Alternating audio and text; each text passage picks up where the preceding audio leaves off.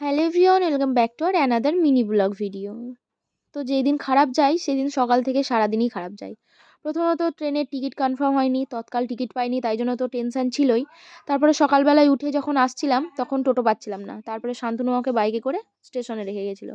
আর স্টেশনে এসে দেখছি এদিকে কাজ চলছে, তাই জন্য ট্রেন 1 ঘন্টা লেট। তো যাই হোক, অবশেষে ট্রেন এলো। আর মনের মধ্যে তো ভয় ছিলই, টিকিট কাটিনি, কেমন নর্মাল জেনারেল বগিতে যাব, কেমন ভিড় হবে। আর ভিড়টা তোমাদেরকে দেখাই, এদিকে দেখো, পুরো পা রাখার জায়গা ছিল না।